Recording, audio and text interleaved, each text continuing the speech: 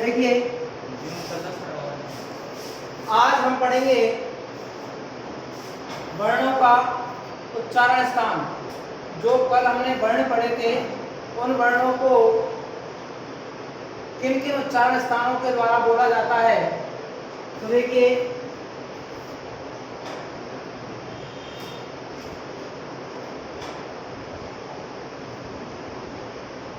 वर्णों का उत्पत्ति स्थल,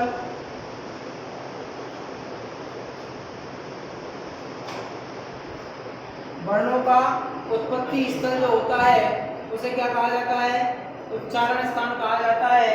देखिए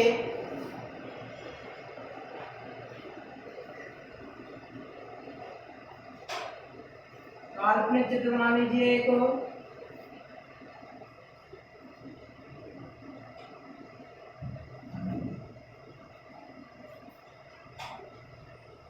कोरस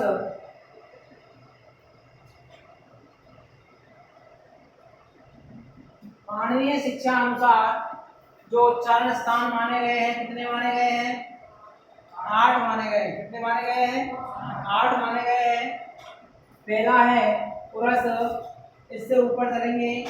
ये क्या है? कंठ, इससे ऊपर चलेंगे। तालु, इससे ऊपर चलेंगे। मूर्धा, इससे ऊपर चलेंगे। यहाँ पर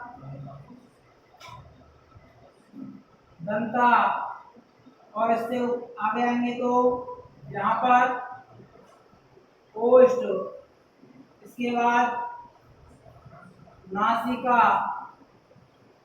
कितने हो गए? 1 2 3 4 5 6 7। यहाँ पर आ जाएंगे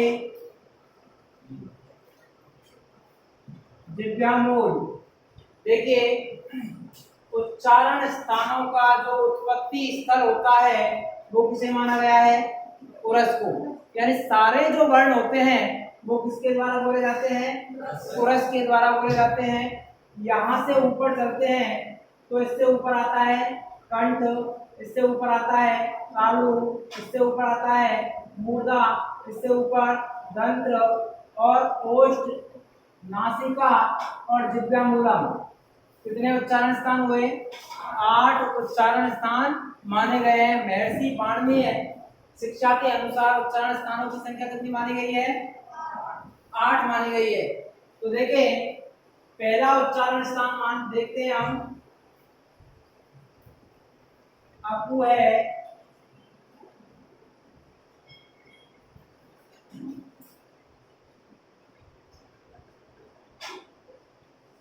अपू है, विसर्जिया नाम कंठ है। देखिए यहाँ पर क्या है? ये क्या कहा था कल हमने? ए का जो सवर्ण होता है, ए का सवर्ण क्या है? आ। ए का सवर्ण आ, जब ए को ग्रहण कर लिया तो यहाँ पर आ को भी ग्रहण किया जाएगा। यहाँ पर देखिए हमने कल आपको 5 वर्ग बताए थे। कितने वर्ग बताए थे? 5 वर्ग बताए थे। एक के वर्ग, चे वर्ग, ते वर्ग, ते वर्ग, पे वर्ग। कितने वर्ग बताए थे? 5 वर्ग बताए थे। या तो इनको बोल दो कुवर्ग, चुवर्ग, कुवर्ग, कुवर्ग, कुवर्ग। ठीक है? या इनको बोल दो के वर्ग, चे वर्ग, टे वर्ग, ते वर्ग या पे वर्ग, एक ही बात है। तो देखिए यहाँ पर आ गया कु, और इस कु का मतलब क्या है? ये वर्ग है। कौन सा वर्ग है? कुवर्ग, यानी कि के वर्ग। के वर्ग के अंतर्गत कौन कौन से वर्ण आते हैं? के, थे, गे, घे, ने। ये 5 वर्ण आ गए। इसके बाद में क्या है? कौन सा वर्ण है? इसके बाद क्या है? विसर्ग या विसर्जनीय, विसर्ग या विसर्जनीय, एक ही बात है। विसर्जनीय बोल दो, विसर्ग बोल दो। ठीक है? कितने वर्ण हो गए? 1 और 5, ये 5 और 1 6, 6 और 1 7, 7 और 1 8। इन 8 वर्णों का उच्चारण स्थान क्या माना गया है? क्या माना गया है? कंठ माना गया है। कहने का तात्पर्य ये है कि ए, आ, उपवर्ग, हकार और विसर्ग इन वर्णों का उच्चारण स्थान जो माना है। अरे हमने सर्वप्रथम क्या पढ़े? वर्ण पढ़े। अब उन वर्णों को हमारे शरीर के उच्चारण स्थानों से किस उच्चारण स्थान से बोला जाता है? तो यहाँ पर हम देख रहे हैं उच्चारण स्थान कितने माने हैं? 8 माने हैं। कौन कौन से माने हैं? कंठ, तालु, मूर्धा, दंता, ओष्ठ, नासिका, जिह्वा, मूर्धा और उरस। यहाँ पर हम पहला उच्चारण स्थान पढ़ रहे हैं। अकु है विसर्जन नाम कंठ है। कंठ से उच्चारित होने वाले जो वर्ण हैं वो सारे वर्ण इसके अंतर्गत आ गए। इन वर्णों का उच्चारण स्थान किससे होता है?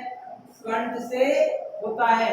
यानी आकार का, उपवर्ग का, आकार का और विसर्ग का इन वर्णों का उच्चारण स्थान कंठ से होता है। अब क्वेश्चन कैसे बनता है? देखिए, दो प्रकार से क्वेश्चन बनेगा। पहला क्वेश्चन तो आपका ये बनेगा कि क्या है? के वर्णस्य उच्चारण स्थानम भवति। अब पूछ लिया आपसे कि के वर्ण का उच्चारण स्थान होता है। क्या होता है के वर्ण का उच्चारण स्थान? कंठ होता है। पूछ लिया जाए आपसे विसर्गस्य उच्चारण स्थानम भवति। विसर्ग का उच्चारण स्थान होता है, बता दोगे? कंठ होता है। पहला क्वेश्चन तो इस प्रकार पूछा जाता है। दूसरा क्वेश्चन पूछा जाएगा केसां वर्णानां उच्चारण स्थान, केसां वर्णानां उच्चारण स्थान कंठे भवति।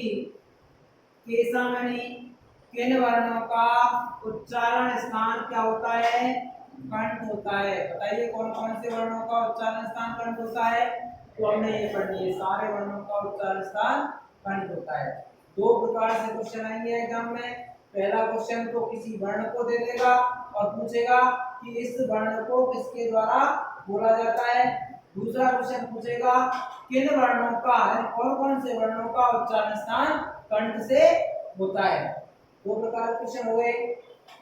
अब देखिए दूसरा उच्चारण स्थान जो आता है वो क्या है हमारा? दूसरा क्या है उच्चारण स्थान? दूसरा उच्चारण स्थान क्या है? इससे ऊपर तालु, तालु है। और तालु का सूत्र क्या है हमारा? दूसरा इचु यसानाम तालु। क्या है? इचु यसानाम तालु। ये क्या है? ई। क्या है? ई के साथ में क्या लेते हैं? इसी का सवर्ण बड़ी ई। चू वर्ग, और चू वर्ग के अंतर्गत कौन कौन से वर्ण आते हैं? चे, छे, जे, झे, ञ। ठीक है। इसके बाद कौन सा वर्ण है? यकार, ये वर्ण का। इसके बाद क्या है? सकार। ठीक है। ये यहाँ पर विभक्ति लगाई है, यानी कि इन वर्णों का उच्चारण स्थान किसके द्वारा होता है? तालु के द्वारा होता है। इसीलिए इन वर्णों को क्या कहा जाता है? तालव्य कहा जाता है। कौन से वर्ण कहलाते हैं? तालव्य, क्योंकि तालु से बोले जाने वाले वर्ण हैं, इसलिए इन वर्णों को क्या कहा जाता है? तालव्य वर्ण कहा जाता है। इस से को क्या कहा जाता है? तालव्य सकार कहा जाता है। क्यों कहा जाता है? क्योंकि इस से को किससे बोला जाता है? तालु से बोला जाता है, इसलिए इसको तालव्य सकार कहा जाता है। तो देखिए ई का सवर्ण बड़ी ई का, छे वर्ग, छे, छे, जे, झे, ने, यकार और सकार, इन वर्णों का उच्चारण स्थान क्या है? तालु है। तीसरा क्या है उच्चारण स्थान? मूर्धा।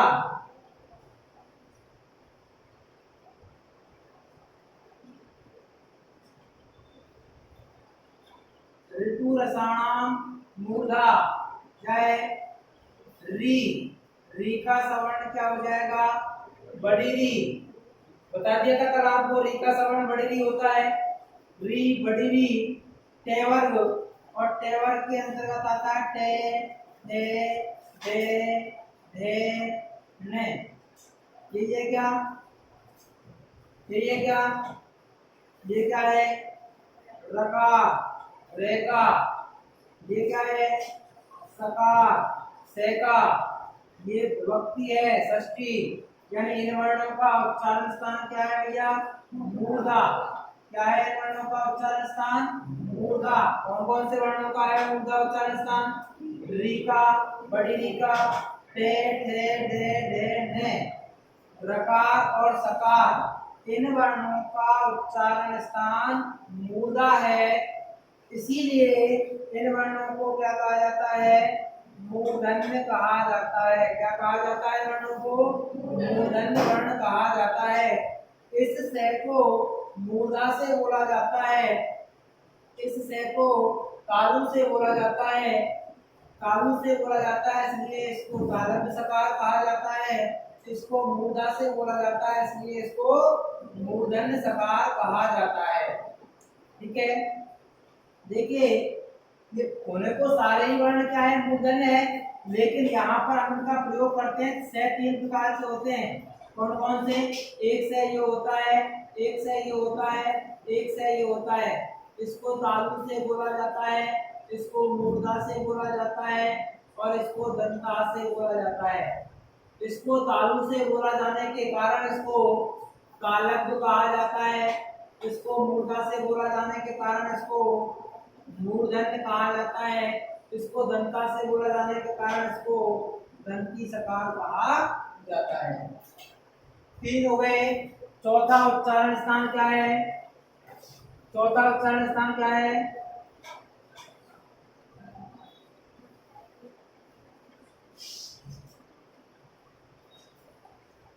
धातु रसानाम दंतः क्या है लिरी, और लिरी का सवर्ण क्या है, लिरी का सवर्ण क्या है नहीं है, बड़ी नहीं होती है लिरी, इसलिए केवल एक ही लिरी है।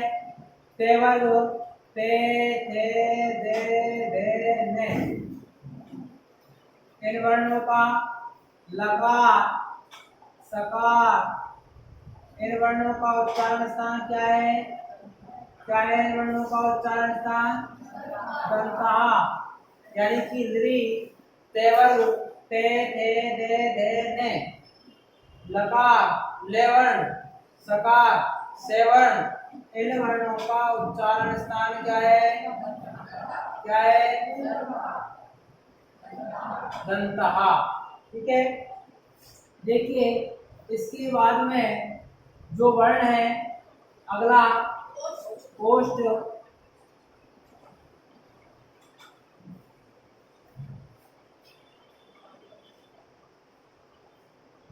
दमानीय नाम ओष्ठौ क्या है ऊ का सवर्ण क्या हो जाएगा बड़ौ, ते वर्ग में ते थे बे भे में, इन वर्णों का उच्चारण स्थान देखिए यहाँ पर सभी में छोटे ऊ की मात्रा है, चे वर्ग में छोटे ऊ की है, ते वर्ग में छोटे ऊ की है, के वर्ग में छोटे ऊ की है, ते वर्ग में छोटे ऊ की है, पे वर्ग में बड़े ऊ की क्यों है भाई, इसलिए है इसके टुकड़े करेंगे उपू प्लस उपधमानीय छोटा ऊ और छोटा ऊ क्या हो जाता है बड़ा ऊ हो जाता है, और क्या बन जाएगा उपू धमानीय बन गया, बड़ा ऊ हो गया। तो यहाँ पर उप में यानी उपू उवर्ग हो गया, उवर्ग में छोटा ऊ है, और उपधमानीय दो वर्ण है, पर बता दी थी मैंने आपको उपधमानीय होता है क्या वर्ण, चलो उपधमानीय दो वर्ण होते हैं, एक क होता है और एक ख होता है। देखिए पे और ख से पहले ये चिन्ह हो, कैसे चिन्ह है ये क्या है ये है अर्ध विसर्ग। विसर्ग तो ये है, ठीक है, और विसर्ग ये है, तो इसका आधा और इसका आधा क्या हो गया, ये आधा और ये आधा क्या हो गया, अर्ध विसर्ग हो गया। इसी को क्या बोला जाता है, अर्ध विसर्ग। या तो इसको ऐसे लिख दो या इसको ऐसे लिख दो, बात एक ही है, ठीक है ना। तो ये दो वर्णों को क्या कहा जाता है, उपधमानीय वर्ण कहा जाता है। इन वर्णों को किससे बोला जाता है, ओष्ठ से बोला जाता है। किससे बोला जाता है, ओष्ठ से बोला जाता है। इसके बाद में आता है अगला नम गमनानाम नासिका च।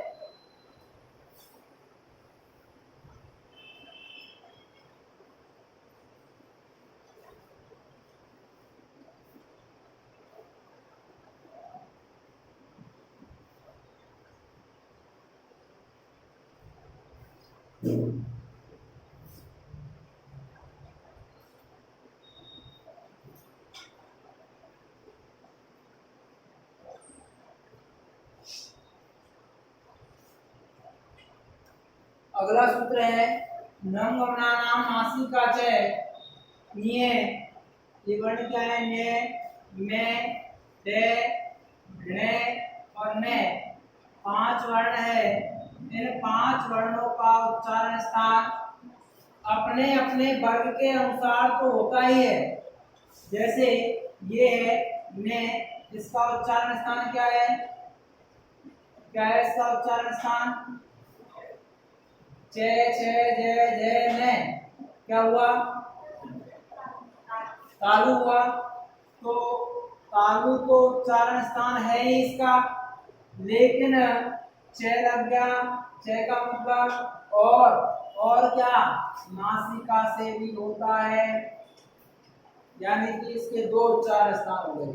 कौन कौन से, तालु से भी बोला जाता है और नासिका से भी बोला जाता है। मैं का उच्चारण स्थान देके किससे बोला जाता है, ओष्ठ से बोला जाता है, प्लस नासिका से बोला जाता है। डे का उच्चारण स्थान क्या होगा, कंठ तो है ही, इसके बाद नासिका हो जाएगा। ने का उच्चारण स्थान मूर्धा प्लस नासिका, और ने का उच्चारण स्थान क्या होगा, दंतः प्लस नासिका। कहने का तात्पर्य क्या हुआ, इन पांच वर्णों का उच्चारण स्थान अपने अपने वर्ग के अनुसार तो होता ही है, और चयनित और किसके द्वारा होता है, नासिका के द्वारा भी इन वर्णों का उच्चारण स्थान होता है। अगला है कौन सा सूत्र है, ये छठा है, होगा क्या, 1 2 3 4 5 6, सातवां देखिए, सातवां क्या है,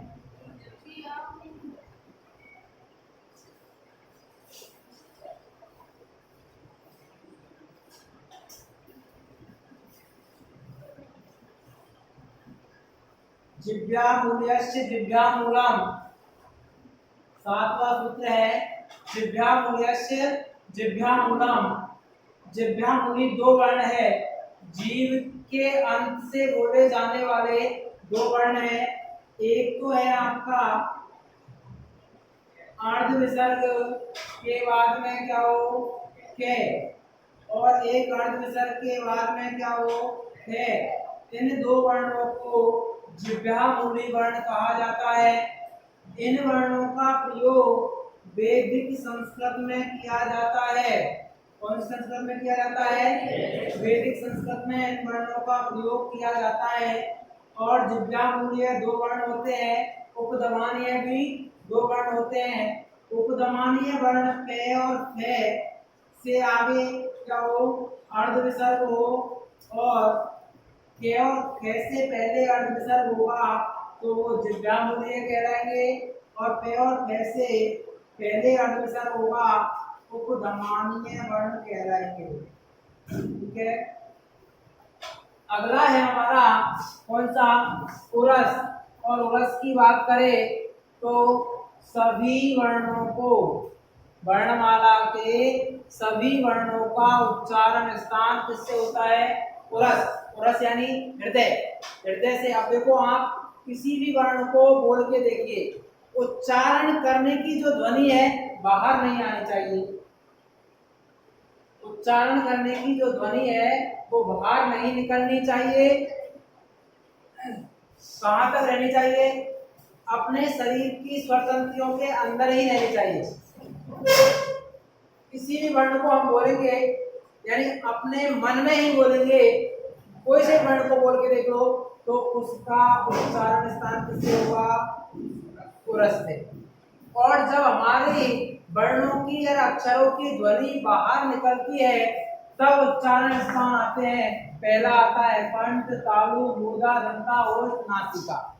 उसके बाद में उच्चारण स्थान ये आते हैं। तो ये आपके उच्चारण स्थान थे। इसके बाद में वर्णों में हमने संयुक्त वर्णों को पढ़ा था, तो उन संयुक्त वर्णों का उच्चारण स्थान देख रहे हैं। पहला है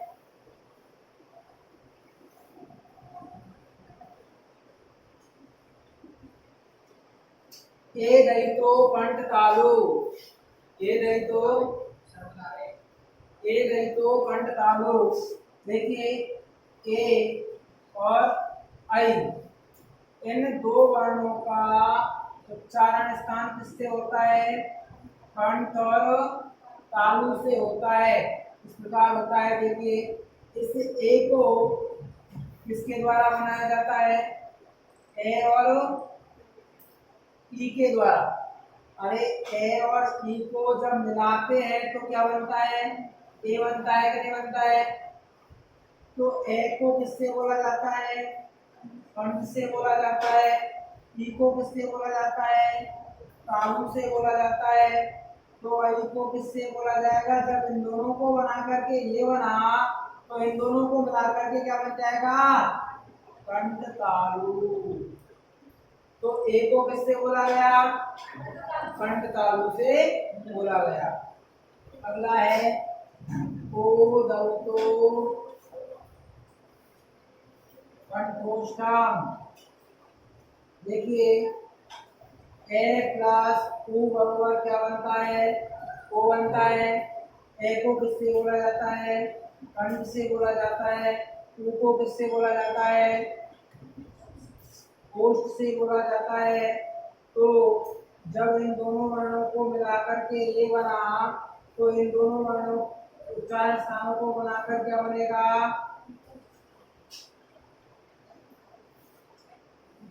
कंठोष्ठम बनेगा कि नहीं बनेगा, कंठोष्ठम बनेगा। तो ए और ऊ को बराबर क्या होगा, ओ हो जाएगा, कंठ और ओष्ठ बन जाएगा। अगला है हमारा